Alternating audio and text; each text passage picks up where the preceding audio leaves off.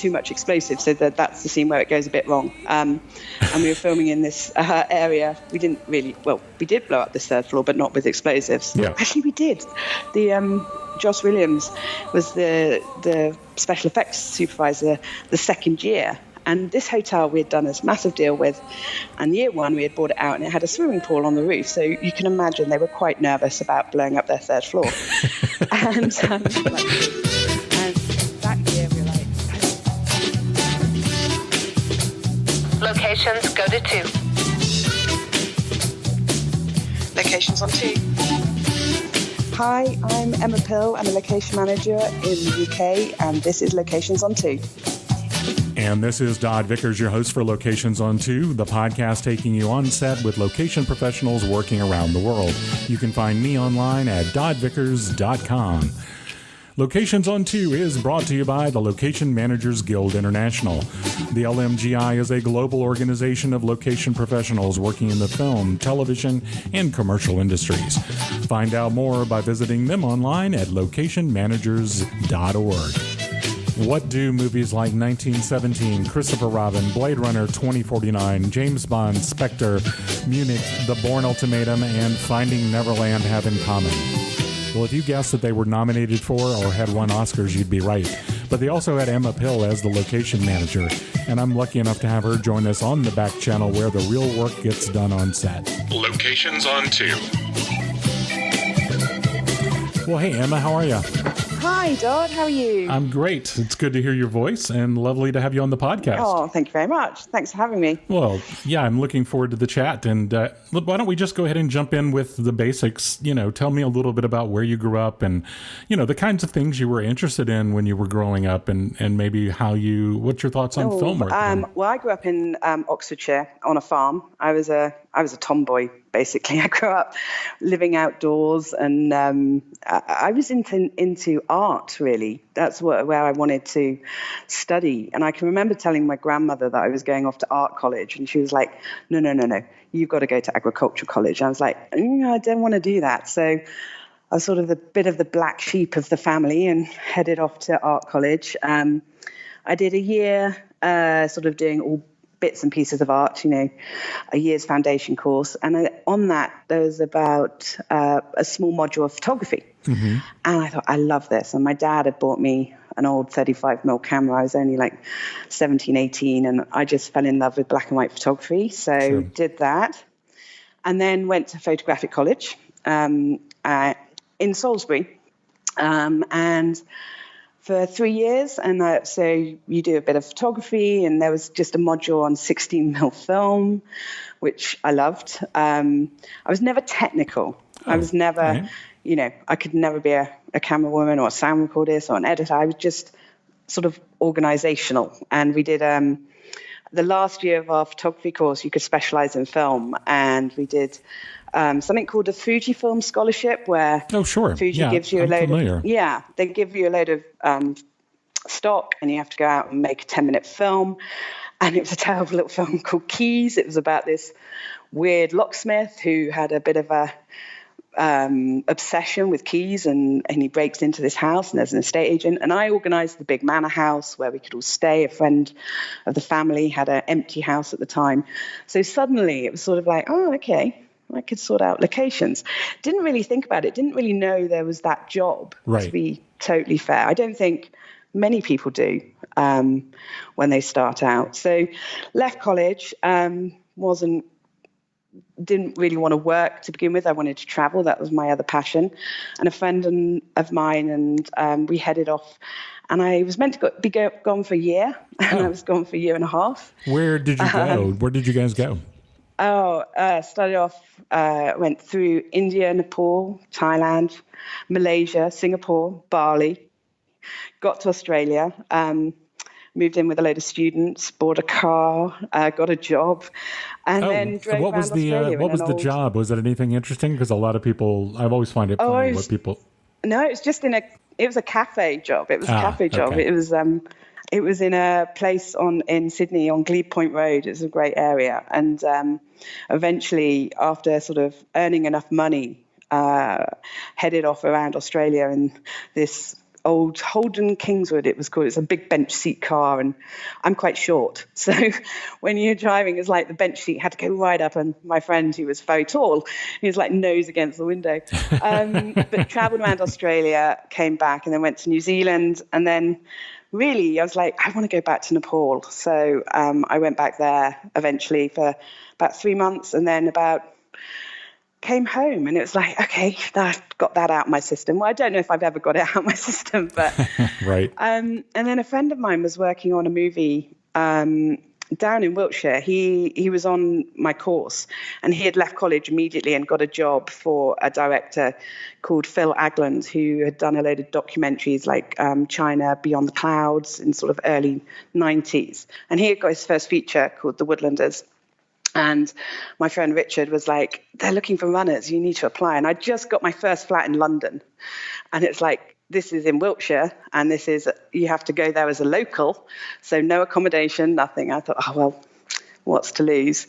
And I applied for the job as a runner, didn't really know what that was. And they ran So a runner is a production assistant, correct? Yeah. In the UK, we call them production runners. Gotcha. And I did that for the first, 3 or 4 months. And the film was called The Woodlanders, and it was a Thomas Hardy novel. And it was a whole village built in the woods. And I don't know, I gravitated towards the location department because I was always helping out on set. And it's like, can you move that quad bike? And I'd jump on it because I grew up on them. Or suddenly it was like, locations are quite cool. I quite like this, Right. I didn't know I was tending towards ADs at one point, but then Sure. I went back to locations. So, and the location manager is still a great friend of mine to this day, Amanda Stevens. And there was one day when she needed a location photographed, and I said, well, I've got a camera. Can I give it a go? And I went and photographed this location for her. And suddenly I sort of knew where I was going to go. I didn't really have a aspiration to work in film. I didn't really know what I wanted to do when I left college. Right. I knew I enjoyed it. I didn't know the role was there. So The Woodlanders was 1995, 25 years ago. And I'm still doing it today. Right. So I must love it. What kinds of films were you interested in when you were younger? Was there a specific genre of film you liked? Or, I was an architecture major, and I remember going to a lecture, a free lecture, non-credited lecture, discussing architecture and cinema.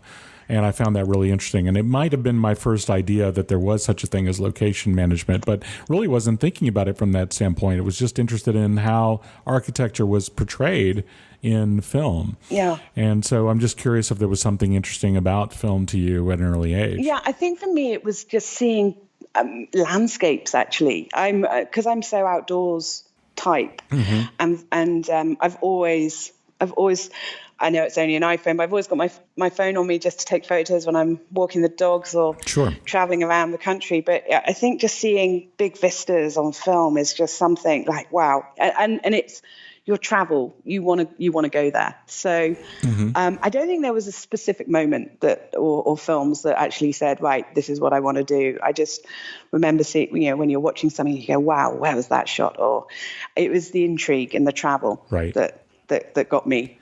You mentioned this early opportunity you had to do a little bit of scouting as an assistant, but that was before you actually moved into like an assistant manager's role. Was your next jump into scouting or into management, or how did that? No, I did a couple more runner jobs. Okay. Then literally a colleague of mine, a dear old friend called Colin, Colin Plenty, he was a location manager on a film called Keep the Aspidistra Flying. I think it got retitled called A Merry War. Oh, okay. With Helena Bonham Carter and Richard E. Grant. It was a period piece in London. And I was the assistant on that. And I did one other film, The Avengers Comedies, as the assistant location manager. So I did about 2 runners films, or 2 or 3, something like that. And then 2 films as an assistant. And then suddenly it's like I was working as a junior location manager on the BBC Vanity Fair. It was something like an 8-part episodic period drama in 98. And I was the sort of third location manager on that, working alongside 2 others. And it was 22 weeks on the road, and they don't really make them like that nowadays, but it had the budget, and we leapfrogged each other because it was such an epic. And on that show, I got to properly scout and find, and it was beautiful locations like mansion houses and countryside. There was one location we needed to find, which was the Battle of Waterloo. Oh, simple. And it was summer, and we needed a large expanse of land that we could basically do big special effects and lots of horses. And we had the Napoleonic Society guys come in and do all the reenactment. And it was very specific to the schedule where it was in the whole journey across the country. It felt we started in Norfolk, and we ended up, I think we ended up in Devon. But there was this one point where we needed to do this battle. Mum and Dad are farmers, and we have some old like quarrying pits up on the top of the fields on the hills, right? And we have some, we had some old gallops, so we knew it was sort of good for horses. And I went to my parents and said, look, do you want to do this? I'm not going to... Famous last words, They didn't really know what I did at that point, I don't think. And they agreed, and I got the other location manager to do the deal because there was no way I was going to do that with my parents. And we filmed on the farm the whole battle. And I kind of love that that's your family's farm there in the Vanity Fair. I know, but it was just because the land was perfect for it. It was right in the journey of the company right across the country. It worked out. It was land that wasn't being used for agricultural purposes. Right. We had a load of big barns. I mean, we had, oh God, how many hundreds of extras. And so we had the barns for, all the behind the scenes costume and makeup, and it just worked perfectly. And I remember when I was setting it all up, and my dad he's a man of very few words, and he came up to watch. And he stayed he's a workaholic too on the farm, farmers are. Mm-hmm. And he just stayed with us for like 3 days or 4 days, whatever it was, just watching. And at the end, he didn't say much. And he just turned around and he said, if I didn't do what I did now, I would do what you do. And I thought, wow, that's huge coming from my dad. That is, I love that story. I know. So that was really cool. And I think they really understood, all the nuts and bolts and what we actually pulled together to make a film, because they just see it on the screen. They were like everybody else, just watched TV and saw it, and they didn't see the weeks of stress that goes into it beforehand. Right. So that was sort of my first proper location managing on Vanity Fair, and then I ended up doing another BBC project, and then suddenly I got launched into film. And I think one of the first features that I did, I took over from an LM up in Sheffield on a film called Whatever Happened to Howard Smith, right? With Tom Courtenay, with a designer called Gemma Jackson. It seems a long time ago now. And I was suddenly thrown in the deep end. I didn't really know about, you learn a lot on the job. I don't know if you find that. Oh, but absolutely. If you haven't done it before, there's no school of location managing, so you learn as you go. And I hadn't really dealt properly with location contracts before. And like if you're in charge of the location budget, because obviously at the other shows I was the junior, so suddenly I was in charge. And that was a baptism of fire, being period as well. Right. Yeah, period can be challenging. We had some hair-raising moments on that film. I won't lie on that one. That was quite scary. We had a location, a nightclub, and we were filming. I'd been dealing with these guys in Manchester, and they were great. They were in Sheffield, and they'd taken me around loads and loads of different nightclubs, and we came across this one that was empty and pretty much derelict, but it was 1970s. It was perfect, and we were going to film there. And I was sorting out the contracts. Like, guys, you've got to sign this. We're filming next week, and we need to start tomorrow. I said, oh, no, don't worry. we'll sign it. And I was like, okay. And I've been there. I know what you're talking why about. aren't you signing? You know, I wanted you to sign. I want you to sign, and I want to pay you money. And anyway, prep started, and I still didn't have this signed contract. Oh, geez. Anyway, we got through prep and we got through filming day one, and I was talking to them on a daily basis. And they were like, yeah, pop by the office and we'll get it signed. And this second day of filming, this guy turns up and he goes, what are you doing? I'm like, oh, we're making a film, you know, you're chatting to the locals. Afraid. I own this building. I was afraid that's where you were going. And I was like, no. I'm working with these two guys. And they were his competition in Manchester. And it was a whole ruse. And no wonder they didn't want to sign the contract because they didn't own it. Yeah, I think we've all had that happen, but only let it happen the one time. You definitely will learn your lesson. You'll definitely learn your lesson the hard way. Well, I honestly, that was the baptism of fire. I'd never ever set foot in a location again without something in writing. Oh, no, absolutely. But yeah, it was a long time ago, and you do learn by your mistakes. But yeah, it was a hair-raising moment when that person turned up. Oh, absolutely. Yeah, it's one of those things you never let happen more than the one time, for sure. You know, if somebody's got a contract with a location, we have to have. Yeah, you've got to, I want to know who is listed on the property records, not just who you met when you knocked on the door that said they own the property, because I've learned that lesson the hard way, for sure. I want to know who, if you did a property search, who's paying the taxes, who actually owns the property, not just who the person is you've knocked on the door. So, I mean, I was just a little pawn in a political sort of local area of two warring factions almost. So it was, I was the fallout of that, but I didn't like the look in the producer's eyes when I had to tell him. That was not fun. No, absolutely not. But I assume you were able to work it out with the actual owner. Yeah, we did work it out. It was fine, but it's that moment of never again. Thank you very much. So was it around this time where you'd done a little bit of scouting and whatnot that you add into this, the conversations with the property owners, and you're the face of the crew to anybody you encounter? Is it about this time you realize how critical the role of locations is to any production? Yeah, I mean, I think one of the first films that I really had more creative input was a lovely film called Finding Neverland. Neverland no, I'm a big fan of that. Still to this day, when it comes on the TV, I can't help but sit and watch it. And I know I did it, but I still watch it. And it was just a beautiful, beautiful film to work on.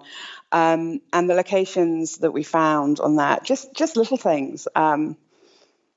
The park bench where Johnny Depp sits with the little boy at the end, and just simple locations, but it tells another whole story where it adds to it's the character almost. We've got a scene, there's lots of scenes in flashbacks where he's on pirate ships or he's in a cowboy ranch, and there was a cowboy ranch, funnily enough, built in the UK by a group of enthusiasts down near Brands Hatch down in Kent. Is there really? And when Mark said, I've written it as a cowboy village, I found this cowboy village in Kent, and we shot there. So I had no idea. Just little things like that when you find something that you really didn't think, when you're reading the script, you're going, oh great, thanks script writers. Absolutely. Right. And then they've written this whole cowboy village, and like, where the hell am I going to find that in the UK, for God's sake? Right. And then you find it. That's the joy of for sure. the job. I think you get really excited. Also, I think you can offer up ideas that maybe not on a brief. You've got to be quite sort of brave sometimes and say, look, I know it's not exactly what you look for or wanted, but here, what do you think about this? Because I suppose coming from an arty background and a photography background, right, I like to compose an image when I'm photographing and try and sell or go around a location and think, how are they going to look at this? Where can I find those interesting angles, etc.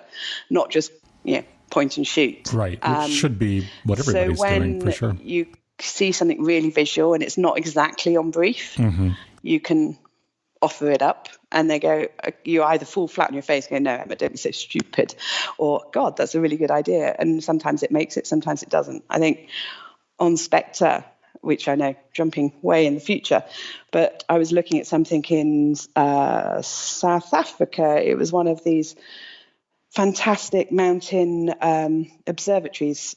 And it was just an incredible set of buildings. And it was on my computer, and Sam Mendes had popped in to have a look at some other locations. He said, "What's that?" And I was like, "Oh, it's just this place in South Africa." We were already looking in South Africa for a vineyard. That's what we had been tasked for the baddie's lair. Mm-hmm. And suddenly it clicked for him. And in the baddie's lair in the film is this observatory in this mountain in Morocco. But the inspiration came from something I was looking at on the screen and on my computer, because I just found it visually interesting. So when little things like that happen, you're part of that creative process. I get really excited by that. Sure.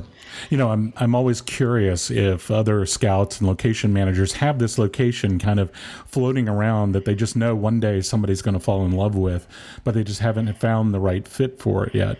And I'm just curious, have you got one, or have you had one that you finally got into a feature? Not yet. I think there's always, I don't know about you, I've got this crazy database of hundreds of thousands of images. Absolutely. Yeah. That you try and keep organized. You start off with best intentions and have a fantastic library. And you go after each film, I'll categorize all these and I'll tag them, and then the next film starts and you don't. So well, I'm glad I'm not the only one. Yeah. Ideas of locations on my database, but not one that jumps out specifically. But no, they are mainly categorized into, period streets, quarries, swimming pools, landscapes, doubles for America and England, New York. So yeah, I try and keep it a little bit organized, but there's not one yet that I keep putting forward that hasn't made it. Yeah. So I think it was James Lynn I was talking to that I had mentioned that sometimes it drives my wife crazy when we'd be on the way to dinner or meeting the in-laws or something, and I'd make a sudden turn in a direction that is unexpected. And she goes, "Are we scouting now? Is that what's happening?" I'm the worst to go on holiday with. My other half is like, we had a break a couple of years ago, and we had a week. I was suddenly got asked to start Spider-Man with Claude Paré, just to look after him in the UK when he came over. And I had 1 week. It's like, right, where can we go? So we flew to Cuba. Really? Okay. And and it's like Steve, my partner, he was like, every street we walked down, I came back with probably over 1,000 images. Oh, I bet. I'm sure you did. The streets. And he was like, Are we on holiday or are you on a scouting mission? I was like, I can't help it. These streets are incredible. Yeah, yeah. And you're always, wherever we go. I think we went to Sri Lanka a few years ago for meant to be a really relaxing 3-week break. And the first 8 days I'd organized that we went to all these different places and we're going here, here, here. And it was like a recce in 8 days. And then finally we stopped and sat on a beach. But But I think that's more of the holiday that I'm really designed for anyway. I mean, long before I ever got into the film industry, we went on our honeymoon and we went to Europe, and we get off the airplane. My wife's going to crash for a while, and by the time she wakes up, here's the Champs-Élysées, Arc de Triomphe is over here. Here's how we're oriented. Here's what's nearby. That's much more of the adventure holiday that I kind of like anyway. I know. Well, Ali James, who's a very old friend of mine, also now a supervising location manager, we've worked together for years. We took a trip back in 2008. We went to Chile, and we did pretty much north to south. It was posh backpacking, as I put it. We had a pickup and Sure. We did some internal flights. But those photos that I have taken on that trip, they've come out so many times on different shows for reference for the Atacama. And so it actually, it's useful as well. Well, I was thinking of that when you were talking earlier about the trips you took after school and before you came back to the UK, what a perfect prep that was for the career you have now. There's got to be opportunities when somebody says, we need a black sand beach or something, and you know exactly where to look for it because of your past travel experience. Yeah, absolutely. That was on Blade Runner, actually. Oh, yeah. Yeah, well, actually, I didn't think of that at the time, but yeah, it's a great film, one of my favorites. Oh, yes. Yeah, in fact, hanging over my desk is when I was younger, I collected movie posters, and you were able to go sometimes and talk the theater into giving them to you, or you'd go to these antique malls and there'd just be a stack of old movie posters that had been taken down from the theater, and nobody thought anything of it, and you could buy them for a song. And the only one I have left and mounted is Blade Runner, the original Blade Runner poster, and it's hanging right here in my office. Wow. In fact, while we're here, let's go ahead and talk about Blade Runner, because you guys had some crazy and fantastic locations in that film. And I'd love to hear a little bit about the process of finding this dystopian world, and obviously, and how much of it's practical versus stage, etc. Because I know you had some beautiful, beautiful stuff in there. Well, we tried to make it in the UK to begin with. We looked at locations here in the UK. And then really it was sort of, we got led over to Budapest in Hungary. And again, Dennis Gassner, who I had worked with on Spectre as well, just prior. So we camped there. It was quite a challenge to find locations, to live up to the previous one. And also, Denny, as you've worked with him before, he's so enthusiastic. He's great. He used to have a saying, it's like, I deeply love it. And I think we actually had T-shirts made for him that said that for his birthday. Oh, is that right? That's great. That's great. But working for Roger, it was like, oh, this is quite scary. I'd heard stories that he was quite a hard person to work for, but I actually got on really, really well with him. And I think if you can find something visually fantastic for both him, Dennis, the designer, and Denis, then you're halfway to getting them on site. I mean, there's not a tremendous amount of locations. There's more than you probably think. There's a hell of a lot of visual effects locations in that film. Right. Where the lead character's doing a lot of his sort of flying between his apartment and, say, the police station. We flew over. In the background, there's loads of different visual effect buildings, and they're the favelas in Mexico City. Oh, okay. That we did an aerial shoot at, or when he's asleep right at the beginning and he's going over a solar plant, and then it goes into sort of patchworks of greenhouses. The solar plant was in Spain, and all the where the greenhouses was down in Almeria in Spain. So we had all these aerial units. All these locations had to be found. So even though they're not main unit, they're still part of the movie. Yeah, of course. So we had those. Also, most of the arid landscapes. Denis wanted a dry desert with, but he wanted it cloudy. This was the big thing. Mm-hmm. And so you start researching deserts, and it's like, well, deserts are arid normally because they don't have any rain. Therefore, there's normally no clouds. So suddenly we're like looking around the world and looking at our production schedule and when we needed to film this. And I just had this idea that maybe Iceland could give us a desert look, but black. And Denny was like, okay, I'm interested in that. So I headed off to Iceland for about 4 or 5 days and a couple of days helicopter scouting, which sounds glamorous, but 8 hours in a helicopter all day is not so glamorous. And another black desert photographed. But no, it was an incredible experience to get to see all of those. And then we had Budapest is full of, on the outskirts, there's a lot of abandoned factories. So it was a location manager's dream, because I don't know about where you are, but as soon as something becomes abandoned here in the UK, it either gets knocked down or developed. It doesn't. Oh, yeah, for sure. It doesn't stay around for that long. No, sadly, that's true here as well. We had, I got to go into all these amazing old power stations, and I think the trash messer, where he goes back to find out where he comes from, is sort of the orphanage. Right. That was a real location, and lots of safety issues, obviously, filming somewhere like that. Sure. And also the casino where at the end he meets Harrison, and that location was just incredible. It was in central Budapest. It used to be the original stock exchange. Oh, really? Okay. Yep. And eventually it will be developed. It might have been by now. Yeah. But we were in there for like 12 to 14 weeks of prepping that.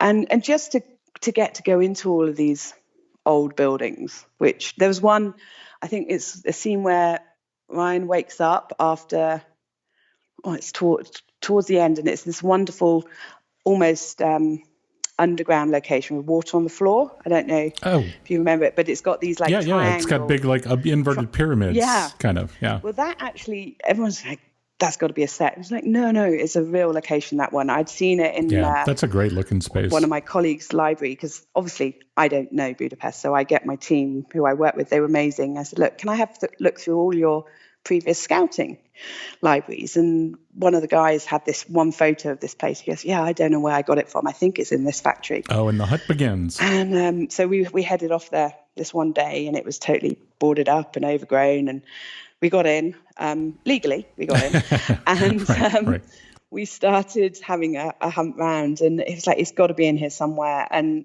you're going through sort of a band of probably not great and not really safe, but I don't know about you, but I'm nosy, so I've got to find what absolutely. I think you kind of have to be. Yeah, exactly. And we found this space, and it was fantastic. I mean, it just, the big triangles were mirrored in the water. And I thought, oh my God, they want to have this all dried out. But in fact, we actually had to dry it out, clean it, because we don't want dirty water, and then put the water back in. So nobody got anything nasty from the original water. So the strange things that we do. We always joke, we make movies, we don't make sense sometimes. No, totally not. Sterilize the whole place and then make it look like it was how it looked originally. Yeah, that's what we do. So, but no, working with Denis and Roger and Dennis, it was great. We had a few big exteriors. I think Kay's apartment, that's actually a building. It was all covered in snow, and I think the opening in the trailer, there was like this snow machine that comes down the street. That was all a couple of blocks from Budapest Parliament. We were there in the summer, and we had to snow up all of the streets. So there's always a challenge when you're asked to do those sort of things. And it was all night, and it was a huge residential area. And the guys who my team, they spoke to absolutely everybody. And most people, you always get the one or two who it's inevitable don't like filming, but you can't have it perfect. But the location team were great, and we had a really, really successful shoot in Hungary, 11 months. Haven't been back yet. If you were to guess, what percentage would you say was practical versus set or stages for that production? There was still, obviously, there was the big lighting show for the casino, which is incredible. That was all set on stage. Kay's apartment was a stage. Mm-hmm. So there was the memories factory where the young lady is. That was a stage, but you start with her in the forest, and we had to find something that looked like a jungle near town. So that was a location that morphs into the set, and obviously, I've forgotten the character's name. Is it Jared Leto's character, Wallace? Neander Wallace? Yes. Awesome. Him, yes. Yes, Wallace. So all the Wallace buildings, thank you. Sure. Todd, all the Wallace buildings, they were all sets that Roger did an incredible job with the lighting on. I mean, it was just insane. They were beautiful, and they were beautiful I often don't go onto stage much, but on that show, I wanted to go in and see how it was looking, because it was just some of the setups were mind-blowing. They're beautiful. Oh, yeah. But, sometimes the stage is important. We don't really spend a lot of time there for the most part, and it's not a huge part of what we do, although we do have some responsibility for it. But sometimes there is a continuity issue that we have to be aware of with regard to a set. True. But that's, other than that, you're right. Yeah, we don't spend a lot of time there. No, it was mainly Kay's apartment, because obviously the interiors, we had to tie into sets and stuff. So that was a key. I think the staircase was a practical location, but the flat itself, because we needed a bit of space, became a set. But it all had to tie into the architecture. So yeah, you're right. obviously this type of a project and the scale that you're working in is so fascinating. And I just am curious what the early process is. We spend a lot of time with the production designer, especially early on before the director's involved many times, that kind of thing, figuring out what we're going to go look for, what this show looks like. And I'm just curious as to what those conversations are like with somebody like Dennis at this point. You look around us, we don't see this kind of thing every day. Although I'm kind of reminded that, or somebody told me, Mad Max is set in 2021. So no, maybe, it wasn't, was it? Yeah. Oh my God. Yeah. And so we feels like we're getting a little closer to that when we look around us with everything that's going on. But what are the conversations as far as directives for scouting?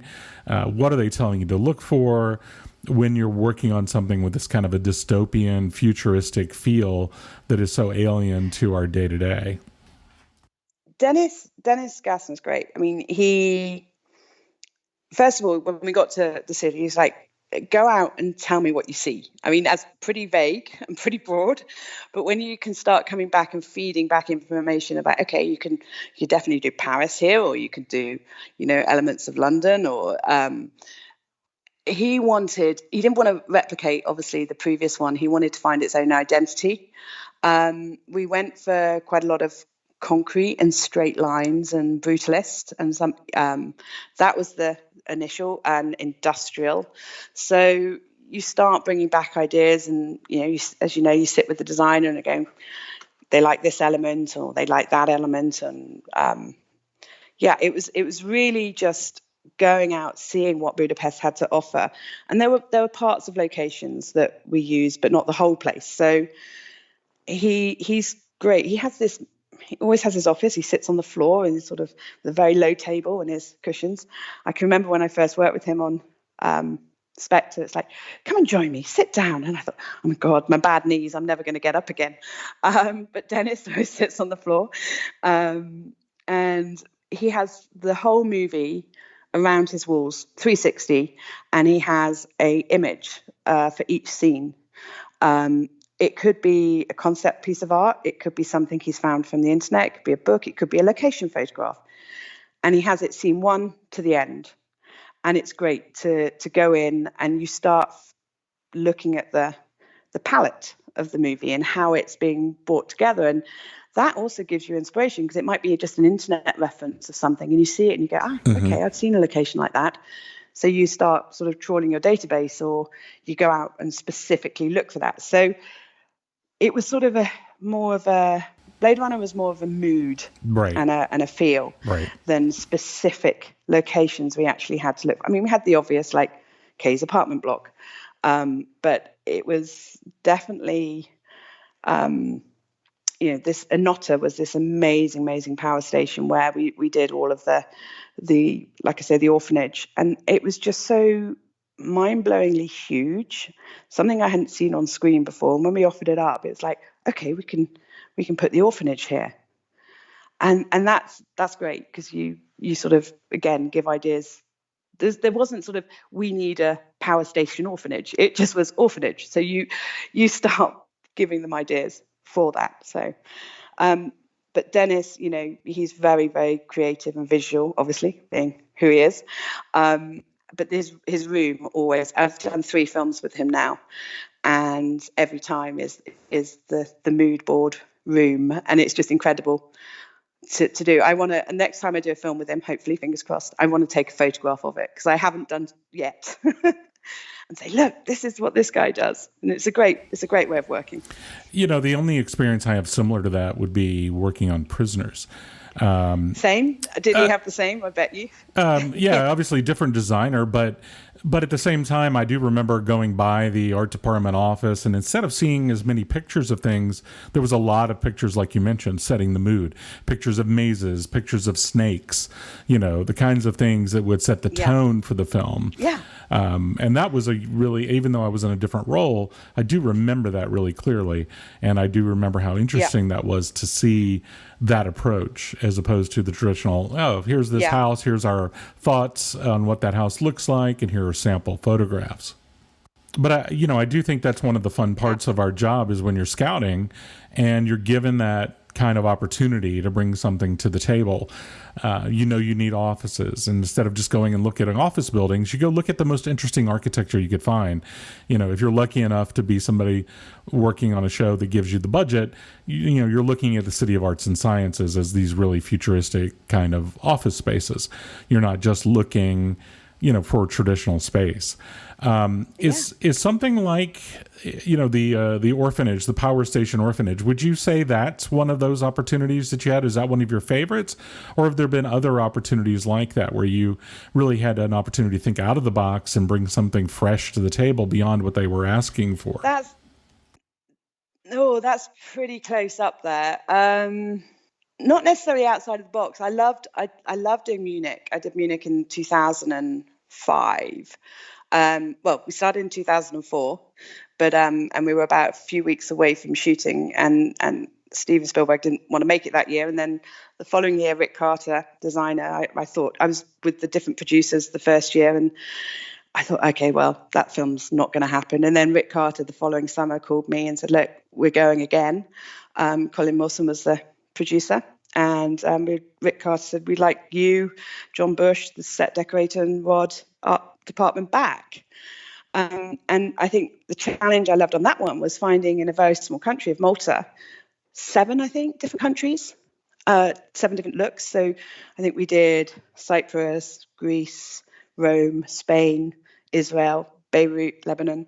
That's a challenge to find within one small space all these different looks. So that's really cool when you have that excitement to the list is endless of locations you got to find and all the different looks within one place. So and we shot out in Malta for 4 months, I think. I was out there 4 or 5 months in summer of 2005. So that was a good film to work on. Oh, and obviously, yeah, for sure. And obviously one that gave you the opportunity to work with a director like Steven Spielberg. And we've had a couple of people mention opportunities and projects they've worked on that he was involved with. Do you have any insight into his creative process? What's it like to be working on a project with Steven Spielberg, something so dark, especially, that was a little different? It was edgy, yeah, that's for sure. We didn't really, to be fair, have much to do. The location department didn't have a huge amount to do with him. It was mainly Rick Carter that dealt with him on a daily. I remember one scout, probably the only scout, where he flew in for the day, and this is just a funny little story. We were filming in a place called Bajibba. Okay. And it was Cyprus. It's the scene where they blow up the 3rd floor of the hotel, where Avner, the character, is in one room and the newlyweds are in the other. And one of his team have too much explosives, so that's the scene where it goes a bit wrong. And we were filming in this area. We did blow up the 3rd floor, but not with explosives. Actually, we did. The Joss Williams was the special effects supervisor the second year. And this hotel we had done this massive deal with, and year 1 we had bought it out, and it had a swimming pool on the roof. So you can imagine they were quite nervous about blowing up their 3rd floor. Oh, I'm sure. And like you do. And that year we were like, I know, we're just using air mortars for sure. And then the film didn't happen. And the following year, Joss Williams came on board, and he said, it'd be great if we could do it with pyro. And I was like, Joss, there's no way. There's a swimming pool on the roof. They're not going to allow us to do it. And we went away and we did lots of tests.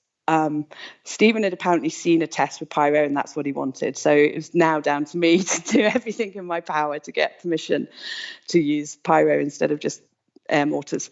And we did all tests with glass, etc. And doing explosions on sheet glass to show the owners that what we were doing is not going to affect the swimming pool on the roof. And but anyways, sorry, I digress. But no worries, go ahead. One of the recce's, Stephen came out with it was a tech recce for one day, and they flew in, and this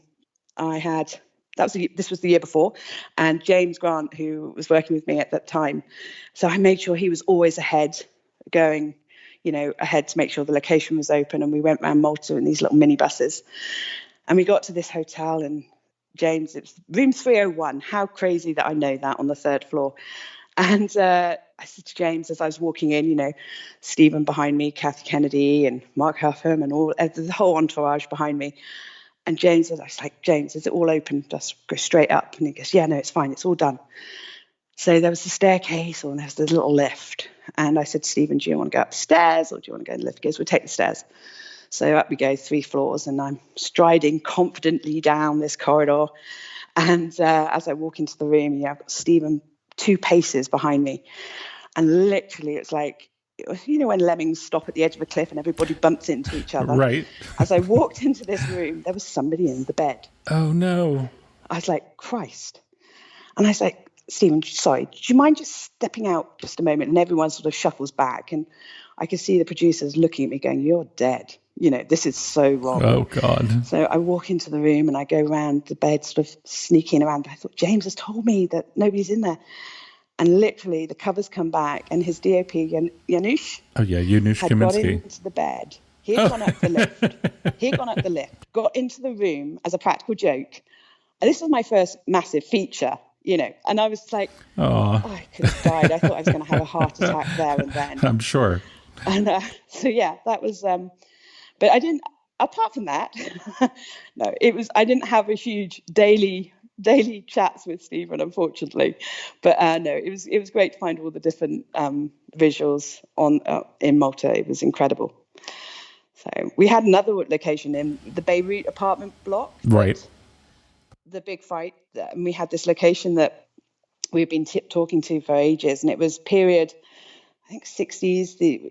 I don't know. The Navy used to spend a lot of time in Malta, and these buildings were for naval crew. And they'd literally been shut up and left. So all the furniture was in them. And we've been talking, there was 2 identical blocks. And we've been talking to 2 brothers that own this one building for weeks. And come later on in sort of the schedule, they put a price tag on it, which was unachievable for us. I hate it when that happens. As a location fee. And I knew that the building next door was identical, but flipped, so the mirror image. And within, I think, a day, we had found something like 8 brothers and sisters that owned it, and they had all signed, and we used that instead. And I went back to the 2 brothers that were trying to... Yeah, twist your arm, yeah. Extort money out of us. And said, sorry, we're going to go next door. And they're like, but, and I said, no, they've agreed our figure that we were talking, and we filmed there. So I love those sort of crazy challenges. I think that's one of the frustrating things that happens to us, that, somebody hears there's a movie or TV show coming to town, and immediately they make the assumption that we have much, much deeper pockets than we actually do. Yeah. They don't realize that most of the money is gone. I know, absolutely. before we even show up with a locations budget. So, yeah, that can be crazy frustrating. Absolutely. Especially with things like Spectre. I can Bond, only imagine. Right. And they think, Bond's going to come with the budget and you're going to get, but we don't. We're just like, you don't want to. Also, I feel quite passionate about, I'm lucky enough to do these films, and I don't want to be the one who pays an extortionate price that the next film that comes along gets told, well, such and such pays this, because I think that's really unfair. Absolutely. I've had it happen to me a couple of times. I've gone along and a bigger franchise has been, and you're like, well, yes, they might have it, but we don't. And you want to try and get a parity of what locations are actually worth and what you pay. It's all subject to obviously time, scale, whether you're doing big explosions, etc. But I think we have a duty in that respect. Absolutely. No, and one of my early teachers in this field, Maida Morgan, kind of taught me, we're doing good business. We obviously recognize the inconvenience.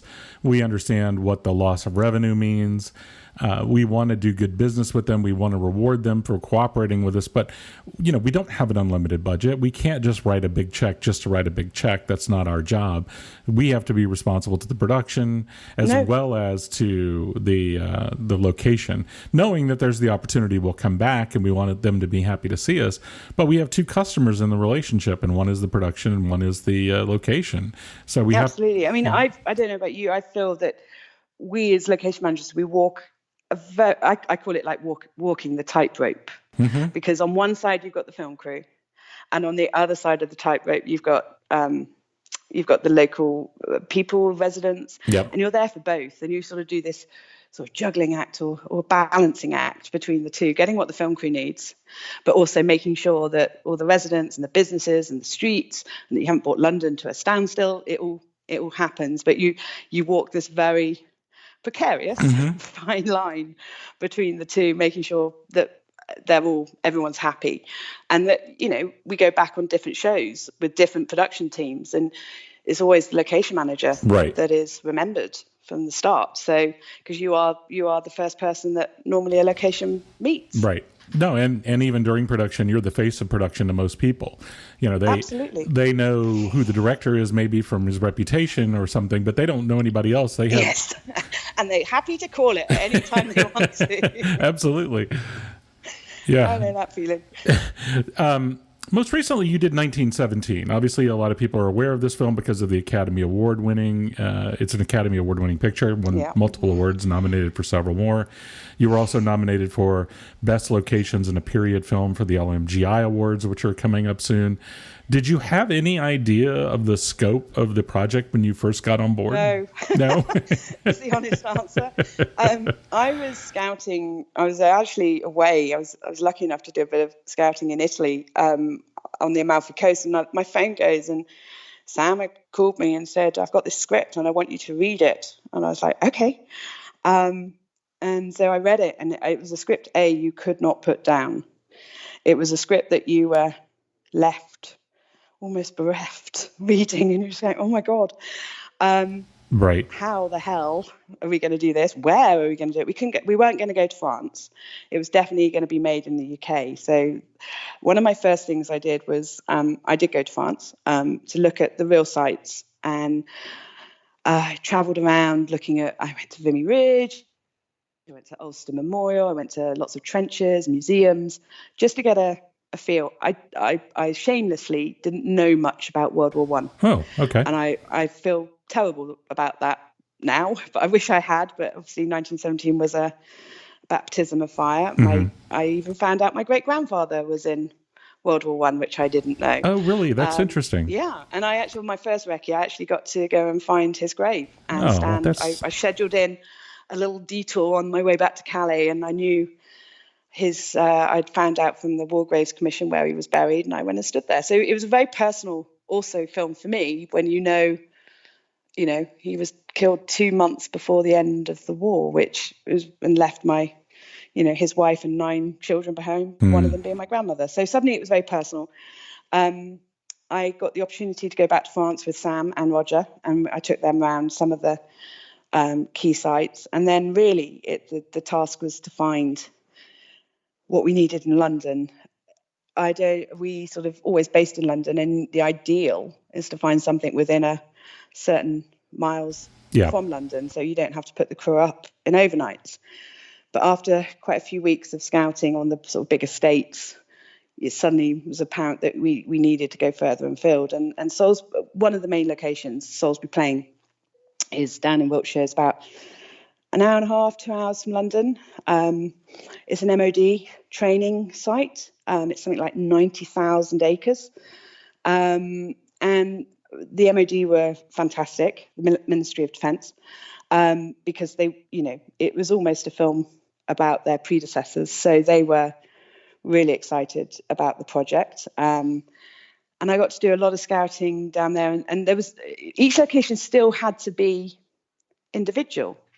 Obviously, a field is a field, but you want it to be a good-looking field. Does that make sense? I know that sounds ridiculous when I say it out loud. No, absolutely not. It's hard to communicate maybe, but that is exactly true. I mean, you're often asked for a field, maybe there's a tree in it, something that has to make it more cinematic. You can't just show them like a big green square of grass. There's got to be something more interesting about it, whether it's the role of the land or... We looked for the big battle scene, for example, the end battle scene. That we had other ideas for, but the fall of the ground wasn't quite right. Right. Or, out in the distance, there was modernity that we needed to remove. What you see pretty much on screen is what's there. There's hardly any visual effects. And we dug every single, well, the art department, not me personally, but the art department, they did actually dig all of these trenches. We never reused anything. It was a journey. It was A to B, and they never stopped. So going back right at the beginning, the sort of recce period, I remember going down to Salisbury with, I think, the two boys, Dean and George, the actors, and Sam, Roger, the writer and the producer, in two Land Rover long wheelbases. And I was driving one, and Eleanor Downey, who's another location manager I worked with, she was driving the other. And I had the actors and Sam and Roger in the car, or 4x4, and off we went, off out onto the plain with, obviously, MOD was following us behind. But it was a chance for us to go out to these areas and walk and talk the script. There was no farm built, or there was no trenches dug. But we couldn't do it that way. We had chosen these locations. They needed to walk them. Then we needed to build. Right. So we got the distances. And suddenly, some of the locations at the beginning, we had to ditch because they just weren't big enough. Mm-hmm. That was exciting to do, be so involved from day one of the rehearsal process. Everything was rehearsed to an inch of its life. I know it sounds like that's a bad thing to say, but it wasn't. Everybody had to be involved right from the beginning. We had our own location challenges because, there's flora and fauna that you have to deal with. Who knew there was something called the fairy shrimp? I didn't know. No. It's pretty much unique in this country, I think, to Salisbury Plain. It's a tiny little shrimp that lives in puddles that has learnt to adapt to working with the MOD. It lays its eggs in the mud, and then a tank would drive over it, and the mud gets picked up and it carries it forward to the next puddle. But it doesn't like 18-ton film truck wheels, apparently. It's very protected, and we had to make sure we were, looking after that. There's a bird called the stone curlew that has been reintroduced in that area. We had a nest. I think it was about 1,000 feet away from that front line. Holy cow. And it was monitored a lot. And we have to get sometimes planning permission for these big sets because we were on Salisbury Plain for like 10 months. Right. Everything had been in place. There was archaeology involved. Yeah, that's what I was going to say. I knew there was some sort of environmental issues, but I didn't realize you also had shrimp and birds and everything else that you had to deal with. Absolutely. And about a week before the final big battle, that was the only location my planning hadn't come through on. And I was just waiting on ecology say, look, you're good. We'd done everything we'd said we'd do. We'd done all the monitoring, etc. And so I think we were due to shoot it on a Saturday, and on a Monday, that was it. Because on the Thursday, I got an email from the council's ecologist saying, I'm afraid we're going to need to do a lot more monitoring of this nest. And then she obviously pressed send on the email, and I'm trying to call, and it's like 5:00 on a Thursday. And the next day she wasn't in the office, and I'm like, wait, before filming can take place for the battle. I'm like, what do you mean before filming can take place for the battle? The battle's on Tuesday. Yeah. And I'm not going to tell Sam and Roger and 500 extras and 400 crew that it's off, because we've been training for this moment. Cut a long story, very, very short. We ended up pushing our schedule by, I think, 1 or 2 days, because the scene in the wood with the singing soldier took a little bit longer. And then we were in the first bit of the trench for an extra day. So we actually didn't need to do the big explosions and the battle till the Wednesday. So I had Monday to do a bit more monitoring, and come Tuesday morning I got the permission. But it was a close call, and you're like, whew. And this lady had been off. She had written this email, but she thought she had sent it like a month ago. Oh, geez. But she had come back and realised it was in her inbox. Oh, God, that's Otherwise, terrible. I would have known a month ago. Oh, that's the worst feeling. I can't imagine. Hair-raising moments. Yeah. Archaeology, we had, I don't know, you probably saw the press at the time. There was, I think they used Spielberg's photo and a picture of Stonehenge, right. saying, I love the press, Spielberg unable to shoot his World War I drama due to Stonehenge. And I'm like, where do people get this information? We were about 7 miles from Stonehenge. B, it was Sam, obviously Amblin was financing it, but Stephen hadn't been over. It was somebody had picked up a planning permission, and there was an objection until we had done geophysical scans. That's what it was. But of course, somebody in the press took it that we had objected, and it wasn't happening, which I think was totally taken out of context. But we did all the scanning we needed to do. We worked on a daily basis with archaeologists, so they would come in and take the topsoil off about 18 inches, look at the chalk underneath, see if there was anything, of interest. I think we had to get one thing I'd never had to do. We had to get a license to exhume bodies in case.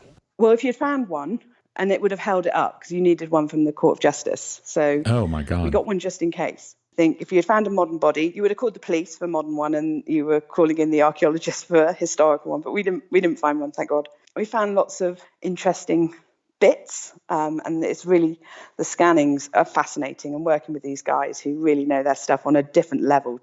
Do you find that you learn something? When you do a film, suddenly every show you suddenly know a bit more about nature, or know a bit more about a period in time that you didn't know about before. We had learned a lot about soil, learned a lot about flooding of trenches. Oh my goodness, this was we had to build in January, February, and March, so the weather's not that kind in the UK. And I think we had a snowfall day before the first rehearsal with Sam and the actors. And the snow had melted overnight, and it had rained. So suddenly our trenches were half full of water. And so you're then into emergency vehicles coming in and doing the pump outs. Right. What kind of lead time did you have with archaeology and all the other departments to work on Salisbury Plain? Normally about 3 months. I mean, really? we did a lot. We did some test digs. We did little trial patches. Obviously, the planning takes roughly 3 months. And so that's the reason behind it. To go through all the consultations with the different groups, from ecology to archaeology, to transport. Suddenly you're in a rural area and you're bringing in this amount of crew. So suddenly you've got to look at the network of roads locally and people's arrival times. That many cars arriving, is that going to upset those villages? There's that type of thing that comes into it, which probably the viewer wouldn't think of. We had to find wet weather cover, actually sun cover, because we had more sun than we did rain. But obviously we started filming in April in the clouds, and because it takes place in this one time frame, everything else had to be shot in the clouds. So we had to find weather cover near our locations, and obviously Salisbury's not known for its sound stages, and we built big sets in barns. I think the tunnel scene where he's escaping from the explosion in the German trenches, before he comes out to the sort of abandoned quarry, that set was 150 foot long. Wow.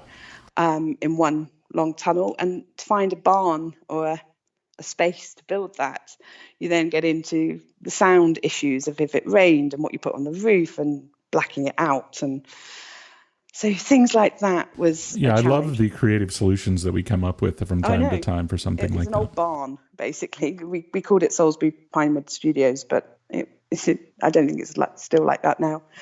But we had other ecology, and it's never happened to me ever.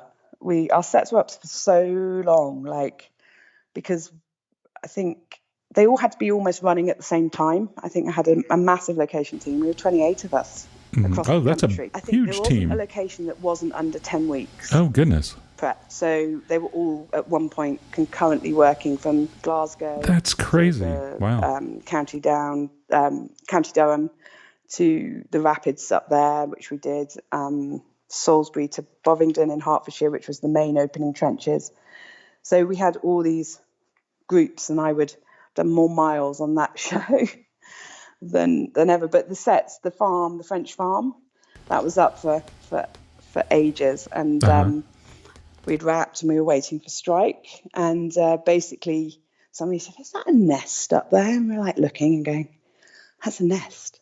and there's chicks in the nest. Uh-huh. And of course, there's I think the Countryside and Wildlife Act of, 1981, I think it is, says you can't disturb a bird's nest when it's being used. And so that we put GoPros up. We had an ornithologist. I had more ists on this film than anything else. We had an ornithologist would come in and check it, and we were got to learn how long it takes for a swallow baby to fledge.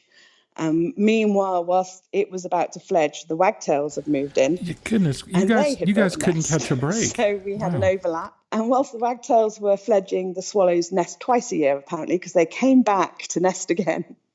So there you go. We had this barn was up for an extra, I think, almost 2 months. Wow. With security and trackway and all of the stuff you have to service location, because it was in the middle of nowhere. But the birds did quite well out of us on Salisbury Plain. So they're going to turn up. Apparently they check it out and then they nest and then they come back exactly to the spot next year. They won't find the barn because it's no longer there. So. And here all we really do is where do I park, where do I eat, and where's the toilet, right? Yeah, that's what everybody thinks we do, isn't it? It is. It's been great talking to you. I want to ask you real quick, what is your favorite part of the job? What do you like most about locations, location management, scouting, the whole package? Is there one aspect of it that is particularly appealing to you? Going out and looking. So you like scouting the best? Yeah. Dennis once said to me, he said on my graves, because I've worked with him a lot, and he goes, "What are you doing?" I'm going, "Just looking." And he was like, "You're going to have that on your gravestone one day." So when, just looking. So, I love that. No, the looking. The scouting. It sounds like something somebody just put on their business card. Just looking. Yeah. Well, thank you again. This has really been great, and I thoroughly enjoyed talking to you. I really appreciate you making time for us. But no, it was a pleasure. You made it so easy. And thank you again for joining us on the back channel where the work gets done, Locations on 2. Find us online at locationson2.com. Visit the Location Managers Guild at locationmanagers.org. And this is Dodd Vickers. You can find me at doddvickers.com. Until next time, I'm back to one.